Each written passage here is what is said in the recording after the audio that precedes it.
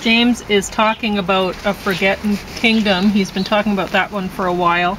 And that's what I'll be talking about. Extreme Faith. Which is a version, a fairly modern version or translation of the Bible. Okay, excuse me.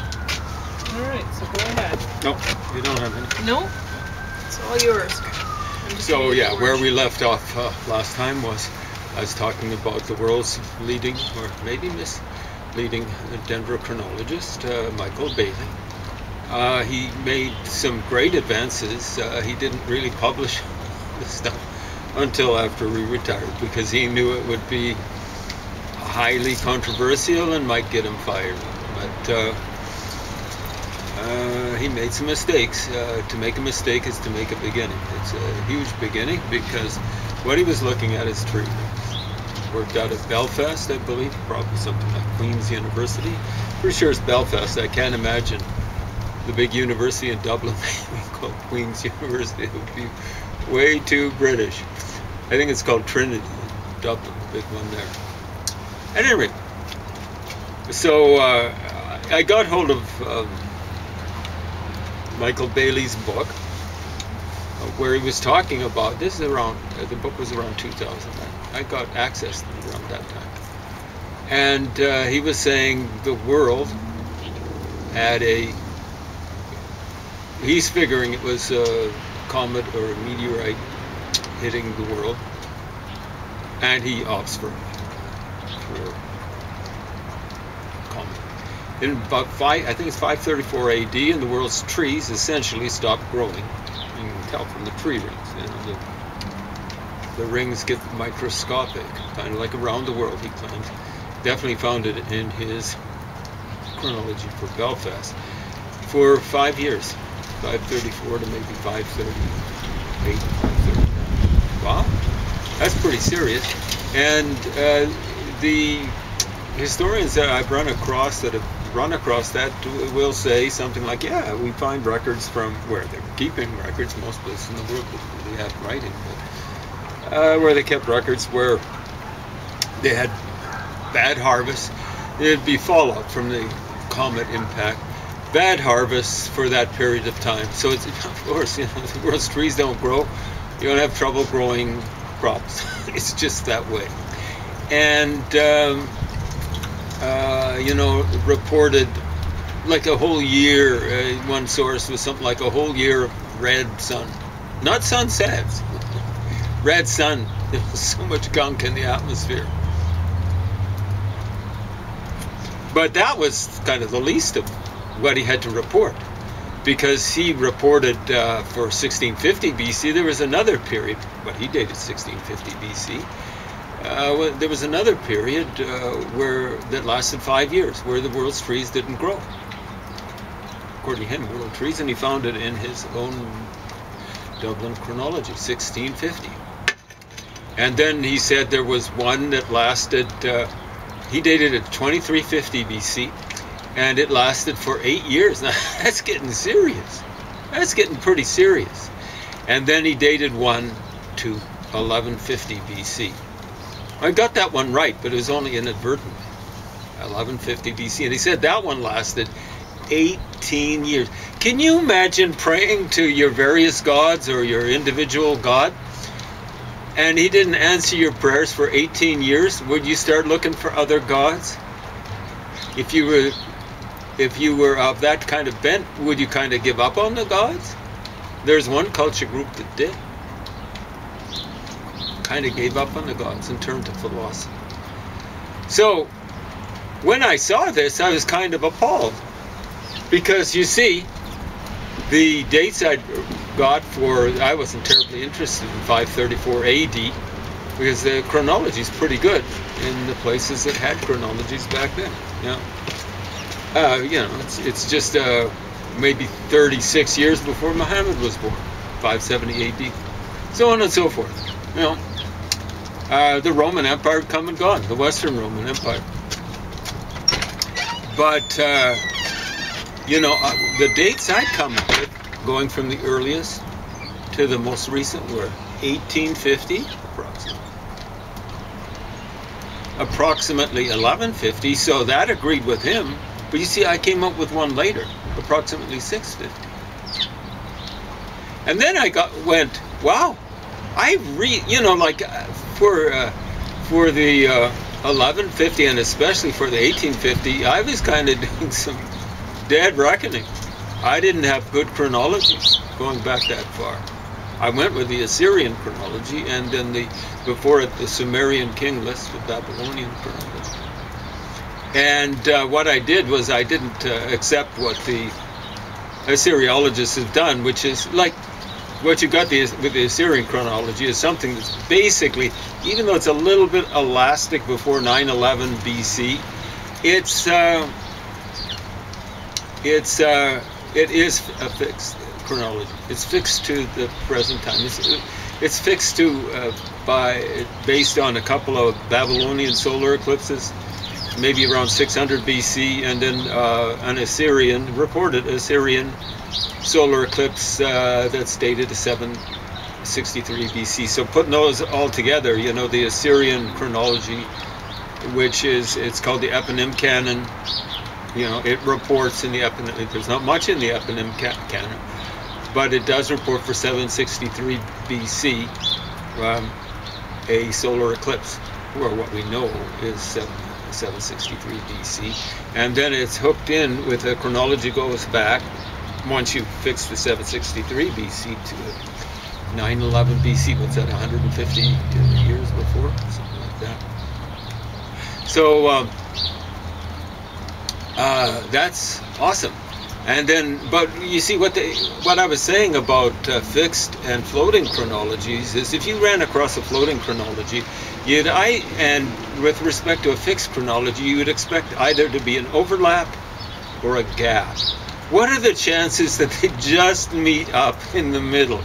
Pretty low, but that's basically what the Assyriologists do. I go, well, you know, what I found is there is an overlap with the Sumerian king list and the Assyrian king list. So the Assyrian king list goes earlier than 911 BC. It just gives you kings. It doesn't give an accounting, as it were, of the individual years. So that's why I say it's a little bit elastic. Is that the term? Elastic. Yeah, not plastic, but elastic. So, you know, something like this. But, you know, there are some fairly stringent parameters to that, like how long does an average king rule? You know, like that seems to be a problem for people who go, people who deal with Mycenaean Greece. And they go, oh, you know, like we've got this gap in between, they call it the Dark Ages, between the Mycenaeans, who are contemporary with the late Egyptian kingdom, and the time period, classical Greece, where we're fairly confident about the chronology, dating system. And so they go,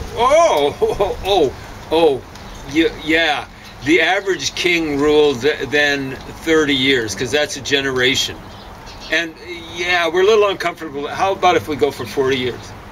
Isaac Newton, a long time ago. He died 1727. Check that out. I could be wrong, but I'm almost sure I know. But that's almost 300 years ago.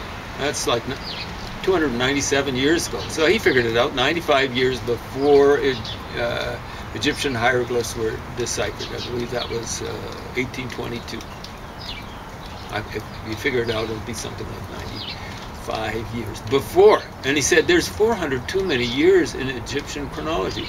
And he was looking at king lists from Greece, 5 of them, 2 of them put in tandem. I think one of those is the Macedonian king list, which came after. I think the one that came before it is a Theban king list, so they kind of work, you know, like 1 and then 2.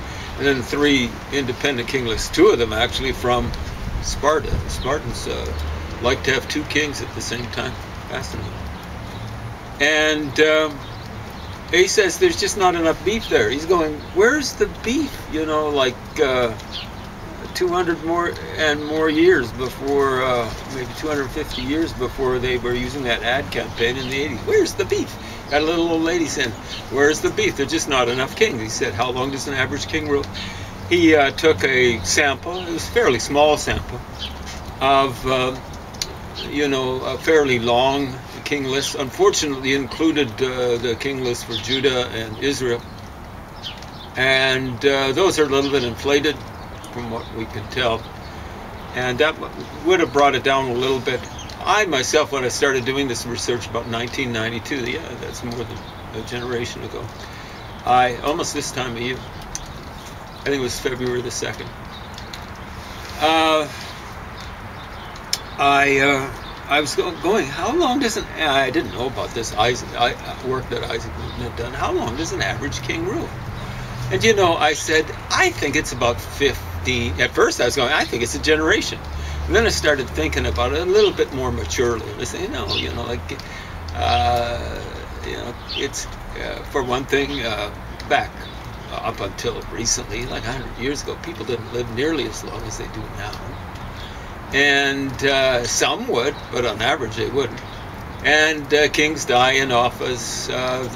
There are changes of dynasty where a king's reign is just ended. He loses, he goes running off to the hills or whatever, or someone turns up with his head for a conquering army. There you go. You don't have to worry about Buddy anymore. And please don't worry about me because I'm loyal to you. He came running to me. That's what happened with the Persian king vis-a-vis Alexander the Great. He went running off, I think it was into Afghanistan, and Afghanistan ruler turned the head over to Alexander. He's basically saying, don't come after me. Like, I didn't want this guy to come running to me. He was scared, whatless. And he should have known better. So, yeah, kings, yeah, and then, was I being too conservative, like 15, or radically conservative? 15 years, that seems awful short time for average rule for a king. The test is really the Chinese chronology, which apparently is good, going back to this is year by year, 722 BC. And went all the way up to 1911 AD. That's a long time. That's what, over 2,600 years. More than 2.5 millennia. And the average is, I used to go around reporting at 13.7, but I think it's even lower than that. But we'll say 13.7. It might be 13.5. Somewhere around there. I don't like giving inflated figures, even if they're down to the decimal number. I do make mistakes and stuff like that, particularly as I get a little bit older. My memory's a little bit glitchy. I can remember the things, but sometimes it takes a while. But anyway, yeah, for example, a while back Miss Malaprop was Mrs. Malaprop, I can't even remember, was an Oscar Wilde character, but I believe she was a Sheridan character, Richard Sheridan. Not even the same era. There we go. Yeah, I make mistakes. Got it. I'm up to it. So whatever I say, check it out, check it out, check it out. The facts are really, really, really important. Like there are lots of people stomping around today on the right and the left wing. Basically, in essence, saying, don't bother me with the facts, my mind is made up. And understand, it's all over the right wing, but it's all over the left wing. The left wing will witch hunt people out of universities, any place where they get power.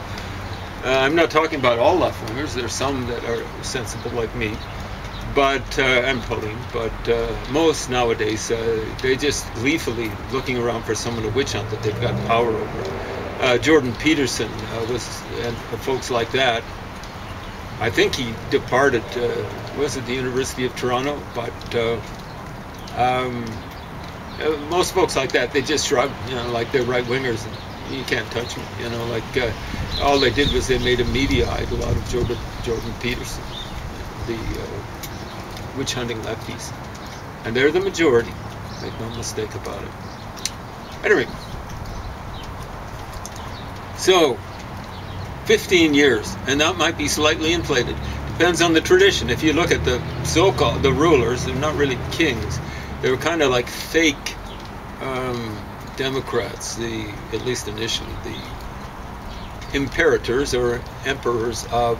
Imperator just means someone who gives orders, more like a military leader than anything of Rome. And by times, the average reign length is, it looks like less than 10 years. No, they got assassinated a lot. They got, there was illness and stuff like that, but they just got poisoned. Their Praetorian Guard would turn on them.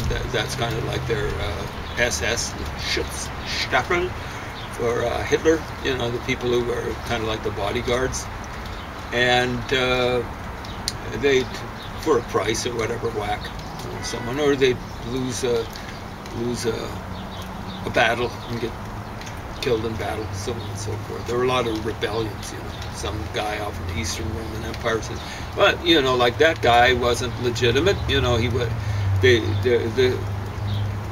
principle of succession just didn't seem to work out terribly well. And they were going, well, you know, like he was a rebel and he overthrew the previous emperor, so he's no more legitimate a ruler than I am. So I'm going to go and whack him after beating his army and stuff like that happened again. So there's going to be differences from one tradition to another.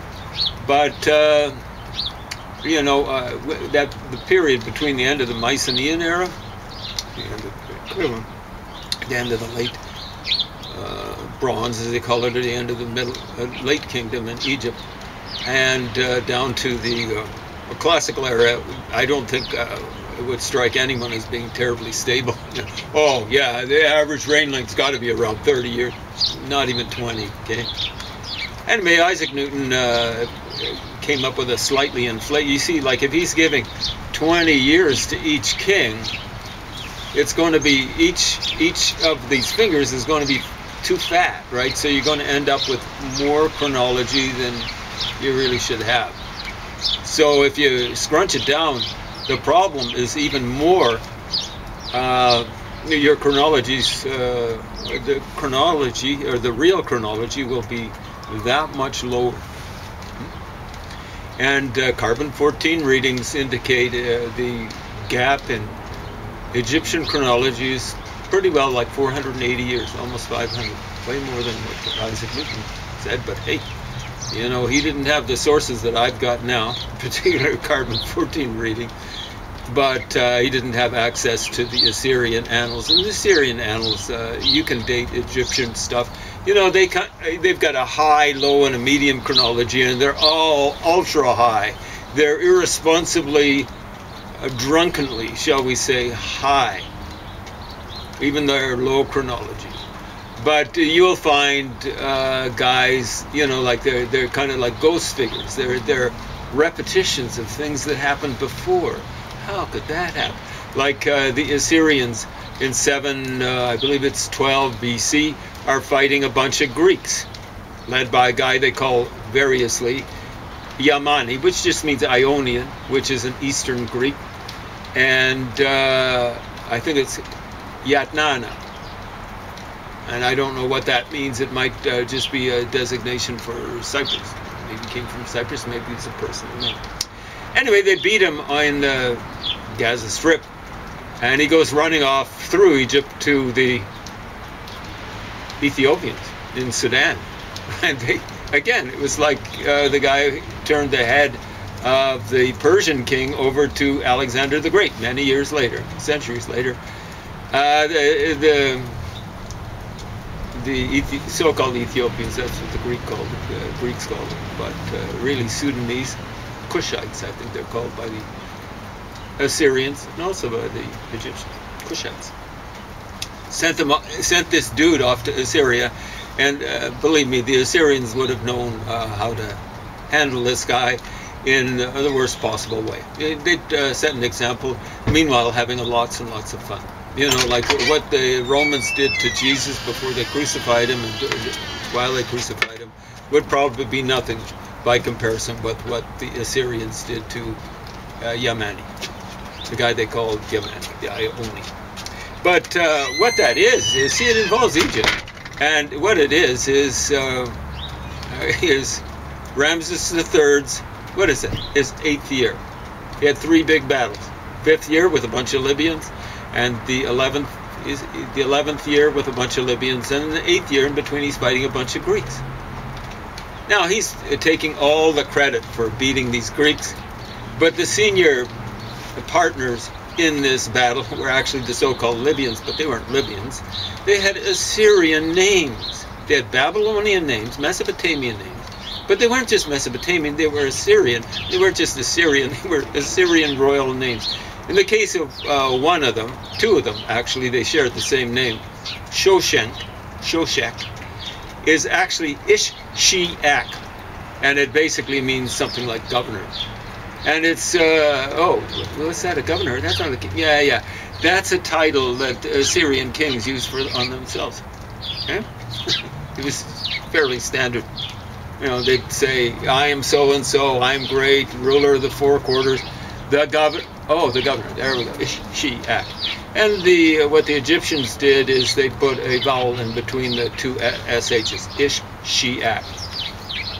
We know because the Assyrians, when they were dealing with one of these guys, called them Susinku, or Shushinku, whatever you want. Whatever you don't want, I really don't care. But at any rate, yeah, that was 667, 666 BC. So it looks as though the Egyptians were uncomfortable with this double S-H sound, sh. And so they split it up and they came up with Shoshenk or Shoshek. They spelled it both ways. It looks as though they spelled it with an N more frequently. I don't know if the original Assyrian actually has an N in it. I'll have to check. I've been wondering about that for a long time. Ish-She-Ak, Ish-She-Ank. Anyway,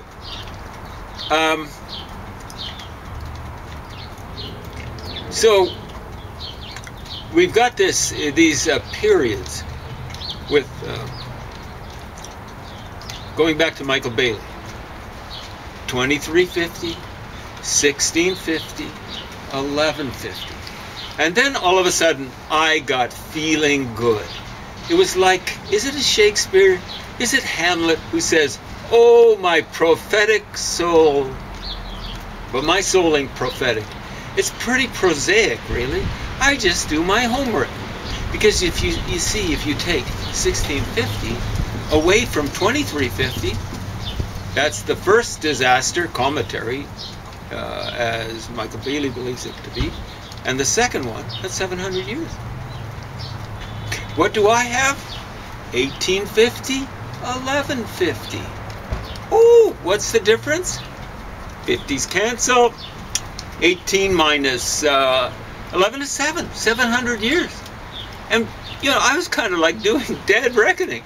And I nailed it. Understand, what he's working with at that point in time is a floating chronology, but it's not elastic. It's year by year. And what I had was a floating chronology, the Sumerian chronology. I overlapped it a little bit with the Assyrian chronology, which they don't do. The Assyriologists don't do it. I overlapped it, not because I was desperate. I didn't know what date I should be looking for or anything like that. I was just going, I see an overlap there. I see names in the Sumerian king list that are in the Assyrian king list, or names that can be tied in with the Sumerian king list. And they should be overlapped. And then, of course, the reign lengths and stuff like that for the Sumerian king list, I don't know if there are many of them. I didn't even bother with it terribly much. And for the Assyrian king list before 911 BC, stuff's kind of elastic too. Not very much, but somewhat. But anyway, yeah, 700. But you know, there's that third disaster. Start 2350, according to Michael Bailey, 1650, and then 1150. Oh, I've already established 1150, I think. But it only is established if there's the same discrepancy. So he's 1650 down to 1150, 50's cancel, 16 minus 11 is 5. And I'm saying there was a disaster in 1150 and then one around 650. 50's cancel, 11 minus 6 is 5. See how that works out? Now I know there'll be much weeping and gnashing of teeth amongst Egyptologists to hear it, because Herodotus, hooray, hooray, turned out to be wrong again. The Trojan War didn't occur 800 years before his time. It only occurred roughly 300 years before his time. Oh, see, like there's that 500-year discrepancy. 300 years. What would he know? Like I say, check his chronology out. I'm not asking you to take this on faith. You can get a translation of Herodotus. It's probably pretty darn reliable at Chapters or whatever bookstores are down in the United States, whatever bookstores you got in Europe and other places around the world. Translate it into the vernacular. You don't have to deal with the Greek. Not on this. And you will find he's got the Middle Kingdom, starts it off with the Middle Kingdom, then the New Kingdom, and then in that gap between the Trojan War and his time, roughly his time, he's got the Old Kingdom. The Old Kingdom, he's taken. And then what happened is an Egyptian monk, I gather writing in Greek, was trying to impress the Greeks. You see how that is? He knows the Old Kingdom's way back there, and he'd know the monuments. The big pyramids were put up then. So he's got this gap there, and he's going, I'm kind of happy with Herodotus lying like that, although I'm not going to accept it as a lie because I just love it. I love it. I love it. Because here we've got the Egyptian, these huge monuments, and then we've got these latter-day Greek monuments. The Greeks beat us. I don't know, if you actually look at Manetho and the dates, you're probably well before 3000 BC. Here are the Greeks coming along, Johnny come latelys, or Giovanni's come, no, Johannes come latelys.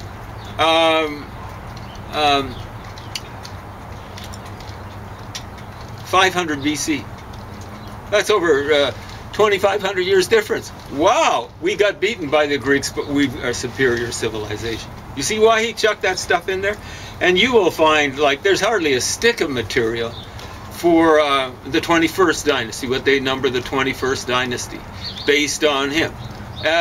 For most of the dynasties between the 20th and the 26th dynasty, which were the 26th dynasty, the second king in that dynasty, his alternative name, not Egyptian, is Nabushazbani. That's an Assyrian name, so they're kind of stuck. Hey, we better date this guy to the Assyrian record. And he had contemporaries in the Sudan, Cushites, that would come into Egypt and even up into the Gaza Strip periodically. One of them is actually mentioned in the Bible. What's the time? You still have a minute. Okay, there we go. One of them is actually mentioned in the Bible. And the Bible at that point is pretty darn reliable because they're messing around, or rather the Assyrians are messing around with them.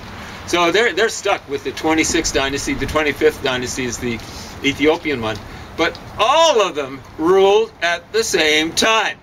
All of them. And they've got them stretched because of Manetho, and going back to Herodotus, over 500 years. A little less than 500 years. Even the 20th dynasty ruled down till they were contemporary with the 26th dynasty. I found the name, Lamentu, and they say, oh, that's Nimlot. The Assyrians would have known that. They misspelled Ishiak as Susinku, but there's no way they'd misspell, Takalot as Nimlot. Come on. But they say, oh, it's obvious, it's patently Nimlot. Lamentu is Ramentu, Tu is Utu, that son. Ramen Shashi, Ramesses.